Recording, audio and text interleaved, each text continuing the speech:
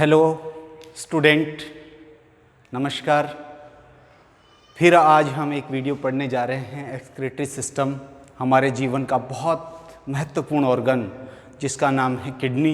हम जानते हैं कि जिस तरह से दिल जो है ब्लड को पंपिंग के लिए ज़रूरी है, दिमाग जो है दिल को और सारे ऑर्गन्स को सिग्नल भेजने के लिए ज़रूरी है, उसी तरह से हमारा जो वृक्क है इसका काम यह है कि जो ब्लड है उसको प्यूरिफाई करना है। अगर बिना वृक्क के, बिना किडनी के अगर कोई व्यक्ति रहेगा तो फिर हम ये कह सकते हैं कि आपके जीवन का सुचारू रूप से चलना रुक जाएगा। तो आज देखिए हम पढ़ने वाले हैं किडनी। और किडनी का, जैसा कि आप जानते हैं, किडनी का मतलब क्या होता है। किडनी का मतलब हिंदी में हम वृक्क कहते हैं या बायोलॉजी की भाषा में इसको रीनल कहते हैं, और हम नॉर्मल भाषा में गुर्दे कहते हैं।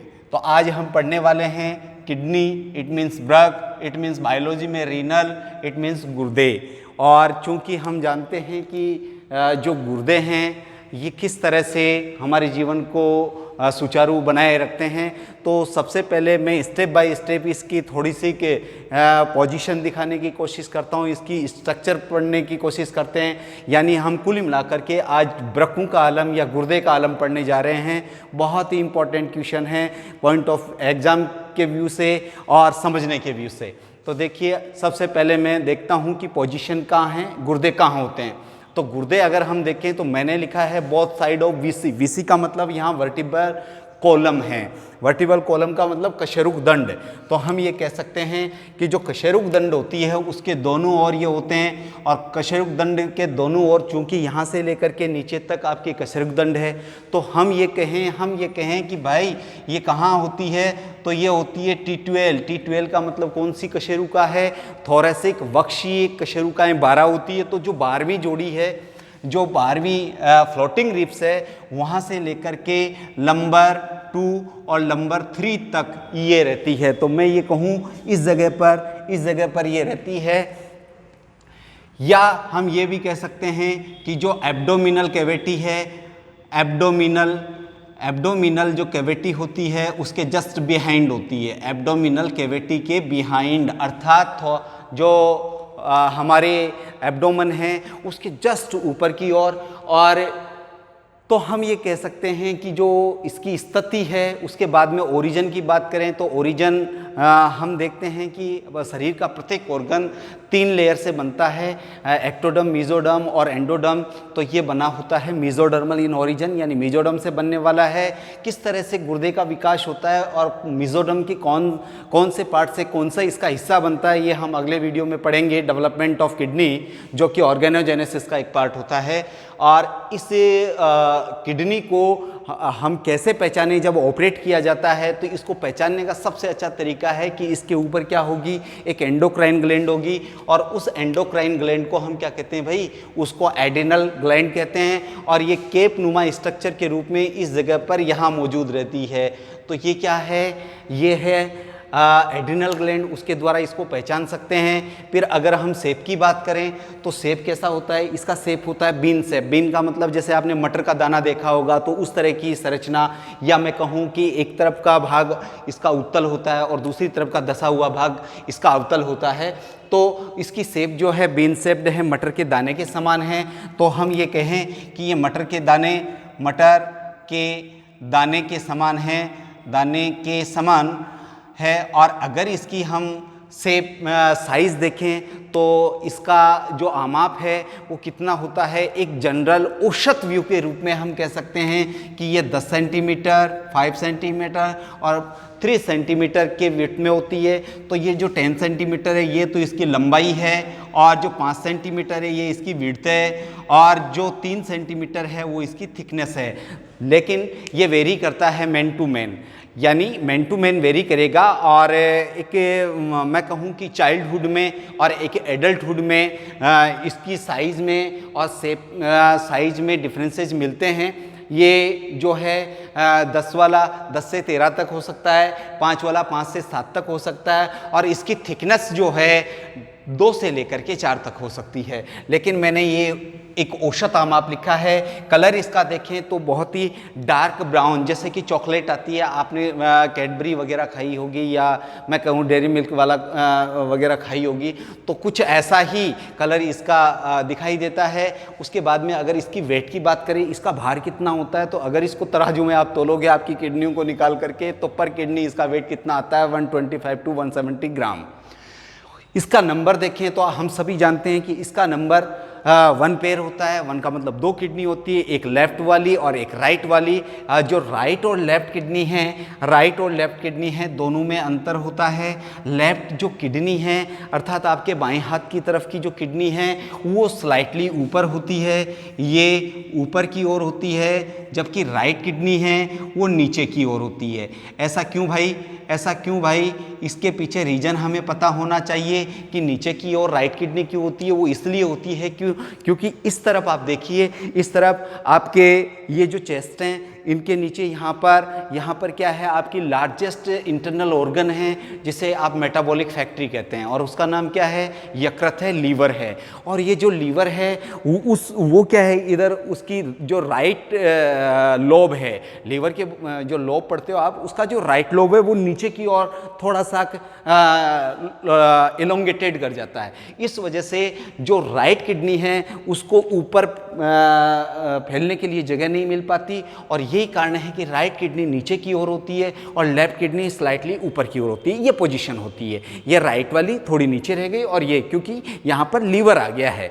और उसके बाद में अगर हम देखें तो अब हम इसकी स्ट्रक्चर को वेरीफाई करते हैं कि किस तरह से इसकी स्ट्रक्चर को हम समझें। तो सबसे पहले मैंने लिखा है कवरिंग। कवरिंग का मतलब होता है आवरण, यानी ये किससे घिरा हुआ है। और इसके घिरे हुए की बात करें तो देखिए हम सीधा आ जाते हैं डायग्राम पे। एक मैंने रफली डायग्राम बनाया है, आप इसको और अच्छा बना सकते हैं। सबसे पहले लेयर जो होती है फेसिया, यानी मैं ये कहूँ किडनी जो है एक रिट्रोपेरिटोनियल ऑर्गन है। ये बहुत ही इंपॉर्टेंट टर्म है, रिट्रोपेरिटोनियल। रिट्रो का मतलब होता है बाहर की तरफ, यानी मैं ये कह सकता हूं कि हमारे ज़्यादातर बॉडी ऑर्गन हैं वो किससे कवर्ड हैं, पेरिटोनियम से कवर्ड हैं। लेकिन ये ऐसा ऑर्गन है जो कि वेंट्रली या मैं कहूँ अधर रूप से, यानी हमारी ये सरफेस कौन सी है, डोर्सल है, और ये वाली कौन सी है, वेंट्रल है। तो वेंट्रल साइड में जो किडनी होगी उसके बाहर की जो लेयर है, कवर करने वाली जो लेयर है वो पेरिटोनियम की होगी। इसीलिए किडनी क्या है, एक रिट्रोपेरिटोनियल ऑर्गन है। तो ये जो रिट्रोपेरिटोनियल ऑर्गन है, जैसे ही आप इस पेरिटोनियम को हटाओगे तो आपको किडनी मिलेगी, और किडनी को फिर आपको देखना पड़ेगा कि इसकी कवरिंग कौन कौन सी है। तो कवरिंग देखिए तो हार्ट की तरह या आपके दिमाग की तरह, जैसे दिमाग में मेनिंजेस थी, हार्ट में कार्डियम था, वैसे ही यहाँ पर भी आपको 3 लेयर मिलेगी। कौन कौन सी मिलेगी भाई, एक तो फेसिया मिलेगी, और फेसिया क्या है, तो फेसिया सबसे आउटर मोस्ट लेयर है किसकी, किडनी की। किससे मेडअप है, ये श्वेत कोलेजन तंतुओं से बनी है, श्वेत कोलेजन तंतुओं से निर्मित है। किससे बनी है, श्वेत कोलेजन तंतुओं से बनी है। तो मैं ये कह सकता हूँ कि हमारी जो ये किडनी है इसके बाहर यहाँ पर जो लेयर होगी उस लेयर को आप क्या कहने वाले हो, उसको कहने वाले हो फेसिया। और ये मेडअप किससे है, व्हाइट कोलेजन फाइबर से। दूसरा फैटी लेयर होती है। फैटी का मतलब होता है फैट टिश्यूज, और फैट टिश्यूज का फॉर्मेशन किससे होता है, वो होता है फैटी सब्सटेंसेस से। तो जो वशीय ऊतक होते हैं या वशीय संयोजी ऊतक जो होते हैं उनसे मेडअप जो लेयर है वो कौन सी है, फैटी लेयर है। तो ये जो 2 नंबर पे आपको लाइन दिख रही है, यही कौन सी है, फैटी लेयर है। अब इन दोनों कवरों को हमने हटा दिया तो हम किडनी के बहुत पास में चले जाएंगे उसकी इंटरनल स्ट्रक्चर के, और हमें मिल जाएगी उसकी 3rd लेयर, ये वाली, जो कि किडनी के अंदर के सबसे बाहरी परत के बाहर कवरिंग का काम करती है। या मैं कह सकता हूं जिस तरह से हम बीमार हो जाते हैं तो कैप्सूल लेते हैं, कैप्सूल के अंदर बहुत सारा माल भरा होता है लेकिन ऊपर कवरिंग होती है, तो वैसे ही एक कवरिंग यहाँ मिलेगी और यहाँ मिलेगी, और ये कवरिंग है तो इसको बोलते हैं कैप्सूल। और कैप्सूल किसका है, ये किडनी का है, और किडनी को बायो में हम बोलते हैं रीनल, इसलिए इसका पूरा नाम क्या हो गया, रीनल कैप्सूल। तो 1, 2 और 3 3 लेयर हो गई। तो रीनल कैप्सूल एक फैटी एसिड से या फैटी कनेक्टिव टिश्यू से मेडअप और वाइट कोलेजन फाइबर। कोई पूछे साहब आपसे कि ये जो रीनल कैप्सूल है ये किससे मिलकर बना हुआ है, तो आप सीधा बोल सकते हैं कि ये भी कोलेजन फाइबर से ही मेडअप है। अब देखिए हम आते हैं ओपनिंग्स जैसे कि मैंने पहले भी कहा था, हार्ट में भी बहुत सारी ओपनिंग्स होती है, कुछ अंदर की तरफ कुछ बाहर की तरफ। हम यहाँ भी वही चीज़ देखने वाले हैं। देखिए ओपनिंग का मतलब होता है कोई छिद्र ओपन, तो ये है लॉन्गिट्यूडिनल ओपनिंग मिलती है इसमें, यानी इस तरह से अनुदैर्ध्य रूप से, और इस ओपनिंग को हम बोलते हैं हाइलम। कई जगह आप इसको हाइलरिस कैप्सुलरिस भी पढ़ते हैं। तो जो ये हाइलम है ये इसकी सबसे बड़ी ओपनिंग है। और हाइलम किसे कहेंगे? हाइलम कहेंगे यहाँ से इस पार्ट को लेकर के यहाँ तक के पार्ट को, इस पूरे पार्ट को हाइलम, न कि बाहर की स्ट्रक्चर। आप देखिए सिर्फ और सिर्फ कौन सी स्ट्रक्चर देखोगे, ये यहाँ से लेकर के यहाँ की जो ओपनिंग है, इस ओपनिंग को ही आप क्या कहते हैं भाई? इसी को कहते हैं हाइलम। इसी को क्या कहते हैं? हाइलम कहते हैं। अब देखिए ये जो हाइलम है इसमें कुछ ओपनिंग्स तो अंदर की ओर खुलती है और कुछ बाहर की ओर, या मैं ये भी कह सकता हूँ हाइलम से होकर के इसका जो हाइलम वाला ओपन पार्ट है उस खोखले मोटे पार्ट के द्वारा कुछ चीज़ें अंदर जाती है और कुछ चीज़ें बाहर आ जाती है। तो अंदर कौन कौन सी जाती है? तो अंदर जाती है 2 चीज़ें, एक तो रीनल आर्टरी जाती है और एक रीनल नर्व जाती है। देखिए हम देखते हैं, मैंने यहाँ लिखा है, देखिए ये वाली जो है इसको बोलते हैं रीनल नर्व। रीनल का मतलब आप समझ गए होंगे वृक्क। तो वृक्क की ये तंत्रिका, और एक ये रेड कलर की आप देख रहे हो ये है रीनल आर्टरी, यानी कि वृक्क की ये धमनी, तो यानी जो रक्त ले जाके देगी। अर्थात इसमें ये ब्लड कहाँ से आ रहा है? ये ब्लड आ रहा है ऑक्सीजनेटेड ब्लड, जो कि किडनी की अंदर सभी जो चैम्बर है उनको सप्लाई करने वाली है। तो ये 2 चीजें क्या हैं? एंटर कर गई है। और फिर देखिए मैंने यहाँ 2 चीज और बनाई है। एक तो ये वाली बनाई है जिसको यूरिटर कहा है, यानी मूत्रवाहिनी, और एक मैंने ये ब्लैक कलर में बनाई है, इसको बोलता हूं मैं रीनल वेन। और रीनल वेन का मतलब होता है वृक्कशिरा। तो ये दोनों तो क्या होती है? ये किडनी से बाहर निकलती है, और ये दोनों क्या है? किडनी के अंदर घुसती है। तो इसका जो गेट है इससे 2 स्ट्रक्चर अंदर प्रवेश करेंगे और 2 ही स्ट्रक्चर इससे बाहर निकलेंगे। तो जो अंदर प्रवेश करने वाले हैं वो है रीनल आर्टरी और रीनल वेन, और आउटर होंगे वो रीनल वेन और यूरिटर, यानी रीनल आर्टरी और रीनल नर्व तो अंदर घुस गई भाई, और ये दोनों बाहर आ गई। तो ये किससे होके गई? ये हाइलम से। और हाइलम क्या है? इसकी वो ओपनिंग है जिसके थ्रू ये सब जाने वाला है। अब हम ये कह सकते हैं कि हाइलम के पार्ट कितने हैं? तो हम उन सारे इन चारों स्ट्रक्चर को मिला करके हम ये कह सकते हैं कि ये हाइलम के अंदर से होके गुजरते हैं। विदाउट हाइलम इनका प्रवेश वर्जित है। तो हम ये कहेंगे कि ये चारों जो स्टडी है हाइलम के साथ करेंगे। अब हम आ जाते हैं किस पे? इसकी मेन स्ट्रक्चर पे।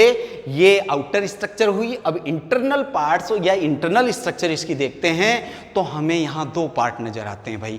एक तो वो पार्ट जो कि उत्तकों से मिलकर बना हुआ है, एक वो पार्ट जो कि अंदर खोखला पड़ा है। जैसे कि आपके ब्रेन में, दिमाग में भी क्या था? खोखला भाग था जहाँ CSF भरा था। आपके दिल में भी खोखले भाग थे, आलिंदोर निलय, वहाँ पर ब्लड भरा था। यहाँ पर क्या है? इसका खोखला जो पार्ट है, इसका जो खोखला पार्ट है वो ऐसा पार्ट है जो कि किससे फील होगा? ये फील होगा आपके यूरिन से। तो ये जो हम इसको 2 पार्ट में डिवाइड कर सकते हैं भाई। और वो 2 पार्ट कौन कौन से हैं? एक उत्तकीय पार्ट है, उत्तकीय भाग, एक तो उत्तकीय भाग हो गया, और एक इसका खोखला भाग हो गया। और जो खोखला भाग है, ये खोखला भाग इसलिए है क्योंकि इसमें बहुत बड़ी गुहा है। ये एक बैग लाइक स्ट्रक्चर सा फिलअप हो गया है और इसमें किसी चीज़ को भरा जा सकता है, इसलिए। अब मैं क्या करता हूँ, टिश्यूलर पार्ट को बाहर निकालता हूँ, तो उसके लिए मुझे किडनी देखनी पड़ेगी और होलो पार्ट को मैंने यहाँ अलग से लिखा है और इसमें केवल एक ही पार्ट का हम अध्ययन करने वाले हैं, रेनल पेल्विस का। और पेल्विस क्या है अभी स्ट्रक्चर में देखते हैं। तो अब क्या है कि हम टिश्यूलर पार्ट को लेके चल रहे हैं और जो उत्तकीय पार्ट है इसके दो भाग मैंने यहाँ लिखे हैं। एक भाग को मैंने लिखा है बाहर की ओर, बाहरी, और दूसरा मैंने लिखा है कौन सा, आंतरिक, अंदर की ओर। तो दो भाग हो गए, एक हो गया बाहरी, एक हो गया आंतरिक। जो बाहरी भाग है उसको बोलते हैं हम कॉर्टेक्स। तो देखिए हम चलते हैं, ये कॉर्टेक्स वाला पार्ट, देखिए ये तीनों के काम हो गए। तो अब हम देखते हैं कॉर्टेक्स। कॉर्टेक्स बाहरी भाग यानी छिलका वाला पार्ट, तो ये हम कह सकते हैं ये कौन सा पार्ट है, बाहरी भाग है। और इस बाहरी भाग को हम क्या कहते हैं, कॉर्टेक्स। तो देखिए कॉर्टेक्स कहाँ है, ये बाहर है। अच्छा, कॉर्टेक्स के अंदर की तरफ आपको ट्रायंगुलर शेप के या कोन शेप के कुछ स्ट्रक्चर्स नजर आ रहे हैं। और ये जो स्ट्रक्चर्स हैं, इन स्ट्रक्चर्स से मिलकर के जो पार्ट बना हुआ है, ये वाला पूरा का पूरा, ये वाला, ये देखिए ये वाला पार्ट पूरा, ये यहां से लेके यहां तक का ये पूरा पार्ट जो बना हुआ है वो क्या है, इसका आंतरिक पार्ट है। और आंतरिक पार्ट को मैंने क्या कहा है, यहां पर मेडुला कहा है। तो देखिए हमने इसको कॉर्टेक्स कह दिया, इसको मेडुला कह दिया। कॉर्टेक्स को कैसे पहचाने, कॉर्टेक्स को पहचानेंगे हम, इसमें कॉर्पोसल्स मिलेगी। कॉर्पोसल्स का मतलब कण जैसी स्ट्रक्चर नजर आएगी। अरे कण जैसी स्ट्रक्चर कैसे नजर आएगी भाई, इस तरह की स्ट्रक्चर्स नजर आएगी।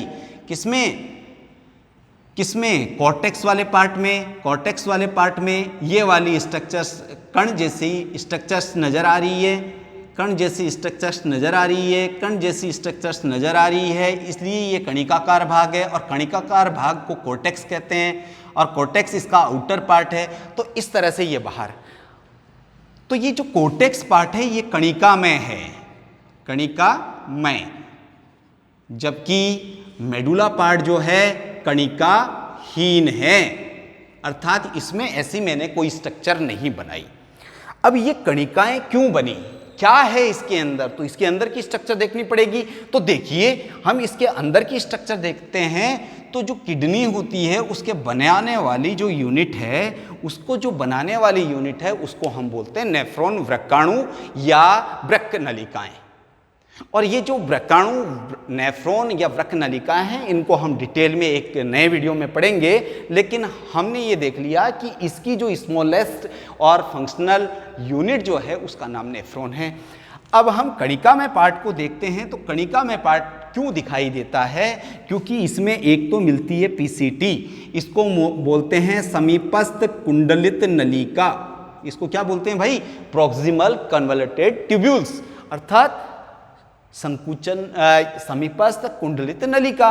और दूसरा पार्ट इसमें मिलता है डीसीटी, इसका मतलब होता है डिस्टल कन्वॉल्यूटेड ट्यूब्यूल्स, दूरस्थ कुंडलित नलिका। कौन सा है, दूरस्थ कुंडलित नलिका। इसके बाद में हम देखते हैं तीसरा पार्ट भी मिलता है इसमें, और इसमें कौन सा तीसरा पार्ट है, ब्रिटनी के वृक्कस्तंभ, ब्रिटनी के वृक्कस्तंभ। तो ब्रिटनीज कॉलम्स, कॉलमन। कितने पार्ट हो गए भाई, पीसीटी हो गया, डीसीटी हो गया, और आपका ब्रिटनी के कॉलम हो गए। अब ब्रिटनी के कॉलम कहाँ हैं वो भी बताते हैं। एक चौथा पार्ट और बच गया भाई, जो मेन है उसको बोलते हैं बोमन्स कैप्सूल, बोमेन कैप्सूल। इसकी वजह से ये क्या दिखाई देता है, इसकी वजह से ये दिखाई देता है कणिका में। अब देखिए हम यहाँ इस चीज़ को देखते हैं, इस चीज़ को देखें तो देखिए यहाँ पर ये वाले पार्ट, ये वाले पार्ट, ये वाले पार्ट, ये वाले पार्ट, ये वाले पार्ट, ये जो पार्ट हैं, ये वाले जो पार्ट हैं भाई, ये पार्ट किसके हैं, ये कॉर्टेक्स के हैं। तो कॉर्टेक्स के वे भाग जो अंदर की तरफ धसे हुए हैं, अंदर की तरफ ये धसे हुए हैं, किसमें, मेडुला वाले पार्ट में। तो उन पार्ट्स को हम क्या कहते हैं, ब्रिटनी के वृक्क स्तंभ कहते हैं, अर्थात कॉर्टेक्स के वो भाग जो कि मेडुला के अंदर की ओर धसे हुए हैं।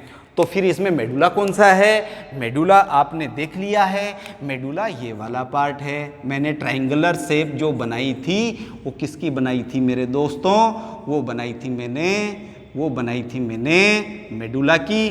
तो ये वाला पार्ट मेडुला है और इसके बाहर वाला पार्ट कॉर्टेक्स है, लेकिन कुछ कॉर्टेक्स के भाग अंदर की तरफ धसे हुए हैं। इन धसे हुए भागों को हमने कह दिया है कॉलम ऑफ ब्रिटनी। अब हम देखते हैं कि साहब ये जो पार्ट है ये आगे की तरफ इस तरह की स्ट्रक्चर्स बना रहे हैं।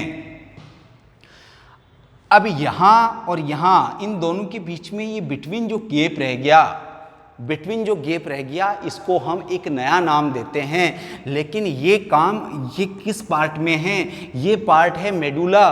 तो हम कॉर्टेक्स में तो इन 4 पार्ट को पढ़ेंगे, लेकिन मेडुला में क्या पढ़ेंगे? तो देखिए हम स्टार्ट करते हैं मेडुला में। तो मेडुला में एक चीज़ तो क्या हो गई, एक चीज़ तो आ जाइए, इधर आ जाइए। तो यहाँ पर देखिए ये वाला जो पार्ट है, ये शंक्वाकार ट्रायंगुलर पार्ट जो बना हुआ है, इस पार्ट को हम बोलते हैं पिरामिड्स। गीजा के पिरामिड्स किसी ने देखे हैं? अरे बुक्स में तो देखे होंगे मेरे दोस्तों, गीजा का पिरामिड। अरे अशोक देखा है? बिल्कुल देखा होगा आपने, ऐसे नहीं तो इस तरह की स्ट्रक्चर तो देखी होगी। तो इसलिए हम कह सकते हैं कि पिरामिड्स जो हैं वो ये ट्रायंगुलर शेप्स जो दिख रही है ये सब पिरामिड है। ये पिरामिड्स हो गए। और 2 पिरामिड्स के बीच में क्या होंगे? हाँ बिल्कुल, बताइए, आप बताइए। हाँ, 2 पिरामिड्स के बीच में क्या होंगे? बिल्कुल, ब्रिटनी के कॉलम होंगे। किसके कॉलम? ब्रिटनी के कॉलम। देखिए ये पिरामिड है, इनके बीच में कॉर्टेक्स का धसा हुआ भाग है। ये देखो मैंने जो लाइनिंग डाली है ये क्या है? ये वही तो है, ब्रिटनी के कॉलम। अच्छा, एक तो पिरामिड हो गया। इसके बाद में क्या हो सकता है? इसके बाद में देखते हैं पिरामिड के आगे, पिरामिड की नोक के पास में ये वाली हर पिरामिड के नोक पे जो स्ट्रक्चर आपको नजर आ रही है, इस स्ट्रक्चर को हम बोलते हैं पेपिला। क्या बोलते हैं मेरे दोस्त? पेपिला। अब ये जो पेपिला है, पिरामिड की टिप क्या हो गई? पेपिला। उसके बाद में देखिए पेपिला के बाद में 2 पिरामिड की नोक, ब्रिटनी के कॉलम, इनके बीच में एक छोटी सी स्ट्रक्चर नजर आ रही है। और ये छोटी है इसलिए मैं इसको कहूंगा माइनर, और इस स्ट्रक्चर का नाम है कैलिक्स। क्या नाम है? कैलिक्स। और ये सारे आकर के यहाँ पर बड़ी स्ट्रक्चर बना रहे हैं, यहाँ बाहर की ओर ये सारे मिलकर के इस तरह से इसमें खुल गए। तो ये जो बड़ी स्ट्रक्चर है इसको हम कहेंगे मेजर। ये बड़ी है इसलिए इसको कह देंगे हम मेजर और कह देंगे कैलिक्स। तो ये भी किस में हो गया? मेडुला में हो गया। और ये जो पूरा पार्ट है, ये वाला जो पूरा पार्ट है, इस पार्ट को हम कहेंगे पेल्विस। क्या कहेंगे? पेल्विस। और पेल्विस लीड्स इन क्या है आगे? यूरिटर है। लेकिन यूरिटर कहाँ मौजूद है? ये है आपके हाइलम में। तो हम कह सकते हैं पेल्विस किस में खुलेगा? पेल्विस खुलेगा हाइलम में। और हाइलम में आप जानते हो बाहर की तरफ जाने के लिए एक ट्यूब लगी होती है, उस ट्यूब को मूत्रवाहिनी कहते हैं। तो आज हमने किडनी के बारे में कुछ पढ़ा है और किडनी के बारे में हमने स्ट्रक्चर पढ़ा। लेकिन यहाँ पर जो मैंने ये चीज़ें लिखी हैं इनका नंबर फिक्स होता है जनरली। क्या नंबर फिक्स होता है? देखिए सबसे पहले मैं बताता हूँ आपको। हम बात करें किसकी? हम बात करते हैं नेफ्रॉन की। नेफ्रॉन स्ट्रक्चरल यूनिट होती है इसकी। तो देखिए नेफ्रॉन या यूरिनिफेरस ट्यूब्यूल्स, नेफ्रॉन्स कितने होते हैं? 1 मिलियन। कितने होते हैं भाई? 1 मिलियन, अप्रोक्सीमेट 10 लाख। कितने होते हैं? 10 लाख पर किडनी। अप्रोक्सीमेट है, ये 20 से 24 लाख तक होते हैं। तो हर किडनी में इतने होते हैं। नेफ्रॉन हो गया। उसके बाद में पिरामिड्स देखते हैं।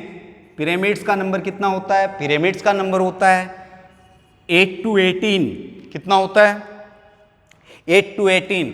फिर देखते हैं माइनर कैलिक्स, माइनर कैलिसेज या कैलिक्स, ये कितना होता है भाई? इसका नंबर जो है 8 to 13 या 12 तक होता है। फिर देखते हैं हम माइनर कैलिक्स,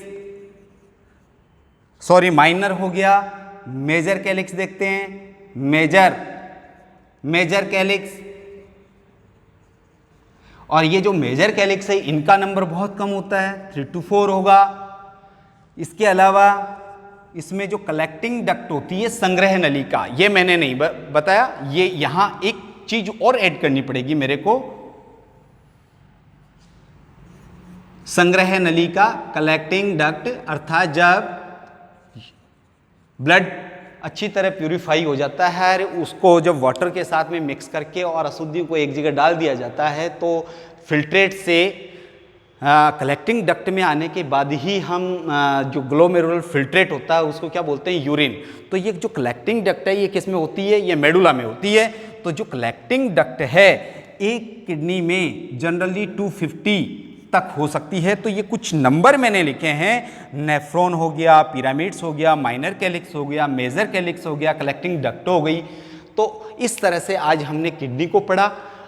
अगले वीडियो में हम डेवलपमेंट ऑफ किडनी को लेके आएंगे, किस तरह से गुर्दे के जो आलम हैं उसका जन्म होता है, कौन से मंथ में होता है आफ्टर फर्टिलाइजेशन, क्या गुर्दे का विकास के दौरान वो संरचनाएं बनती हैं जो कभी हमारे पूर्वजों में रही होंगी, या फिर मैं कहूँ जो हमारे एंसेंट जो इवोल्यूशनरी ट्रैक्ट है उसमें रही होंगी। तो किस तरह से गुर्दे का विकास हुआ और क्या वास्तव में जाति व्रत जो है अपने आप को बना रहा है और बता रहा है, विकास के आधार बना रहा है। इस चीज़ को हम अगले वीडियो में पढ़ेंगे। तब तक के लिए थैंक यू फॉर वॉचिंग।